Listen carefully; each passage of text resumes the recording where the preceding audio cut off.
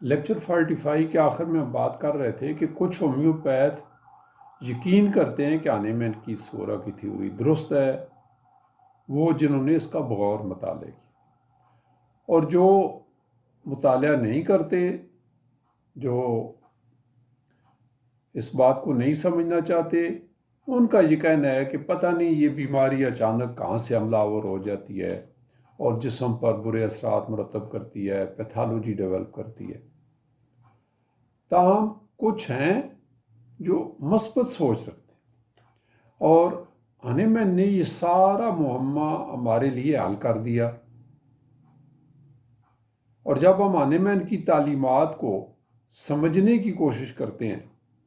تو ہمیں معلوم ہوتا ہے کہ اچانک یہ بائی کی دردیں، ریومیٹک پینز، ایگزیما، السر اور جسم پر مختلف قسم کی ایرپشنز کیسے آ جاتی ہیں۔ یقیناً یہ سب قوت حیات کے ڈسٹرب ہونے پر، جو کہ میازمی اثرات سے ڈسٹرب ہوتی ہے، اس کی وجہ سے یہ پیدا ہوتے ہیں۔ اور ان تینوں میاز میں، جیسا کہ ہم سمجھتے ہیں، سب سے اول، سب سے قدیم اور سب بیماریوں کی بنیاد سورا ہے۔ سفلس کی مثال اس دیمک کی طرح ہے جو سارے درخت کو کھا جاتی ہے، اور سائیکوسس کو محض گنوریا نہ سمجھا جائے جو کہ عام فہم جس کو گنوریا یا سوزاک کہتے ہیں، نہیں، یہ اس سے بہت بڑھ کر ہے۔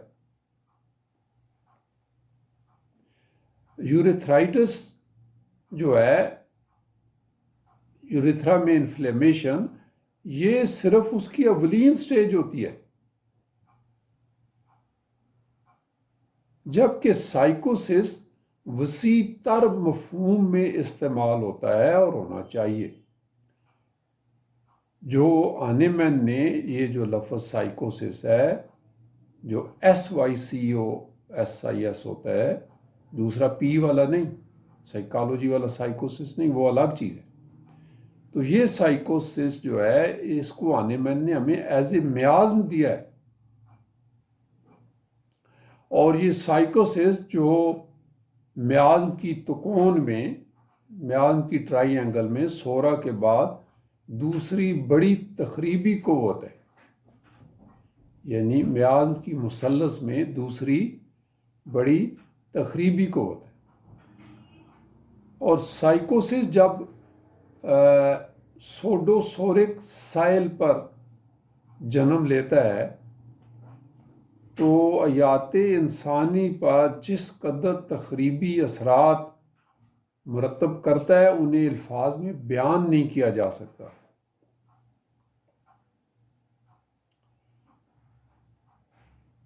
گنوریا کی شروعات میں جو اخراج ہوتے ہیں وہ کیا ہیں؟ وہ دراصل اس بیماری سے چھٹکارا حاصل کرنے کی خاطر قوت حیات پیدا کرتی ہے۔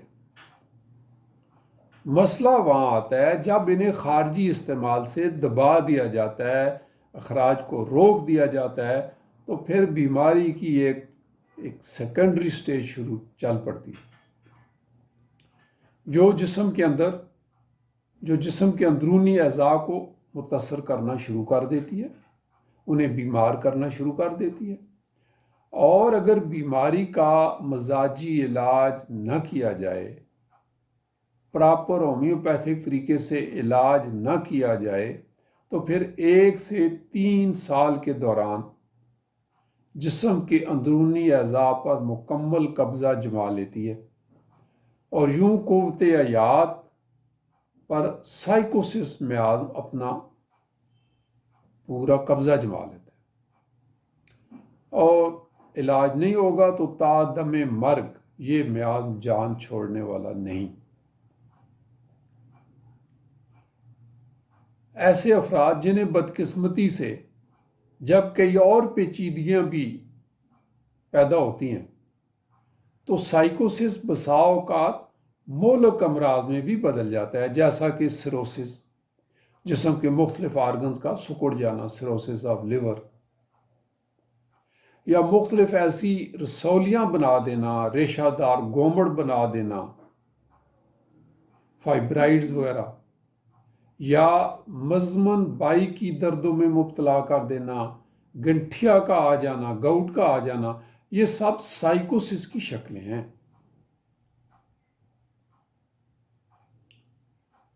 مختلف قسم کے وہم اور پاگل پن اور کئی ذہنی بیماریوں کا تعلق بھی اسی میان کے دبائے جانے سے ہے، اور یہ حقیقت ہے کہ ہماری جیلیں اور پاگل خانے ایسے کئی بد نصیب مریضوں سے بھرے ہوئے ہیں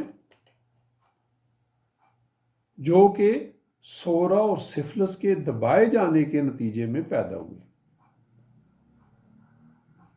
اور جہاں تک ذہنی بیماریوں کا تعلق ہے، وہاں سفلس کی نسبت سائیکوسس کی زیادہ اجارہ داری ہے، اور سائیکوسس میاض میں مبتلا ہونے کی سب سے بڑی وجہ غیر صحت مندانہ جنسی تعلقات ہیں۔ یہ سائیکوسس ہے جس کے سبب انسان گمراہی کے راستے پر چل پڑتا ہے اور پھر مختلف بیماریوں کا شکار ہوتا چلا جاتا ہے، اور خالق کائنات نے اسے جس کام کے لیے پیدا کیا تھا اس کی بجائے گمراہی کا راستہ اختیار کر لیتا ہے، اور یوں وہ اپنے اندر موت کا بیج بو دیتا ہے۔ زیادہ تر شادی شدہ خواتین سائیکوسس میں مبتلا ہوتی ہیں، چاہے یہ دبایا گیا ہو یا غلط علاج کے سبب ہو۔ اور پھر ہوتا کیا ہے، ہم دیکھتے ہیں ایسی خواتین کے بچے بھی کسی نہ کسی شکل میں یہ بیماری لے کر پیدا ہوتے ہیں۔ تو دوستو، یہاں ہم لیکچر 46 ختم کرتے ہیں، 47 میں پھر آپ کے پاس حاضر ہوں گے۔ Thank you so much.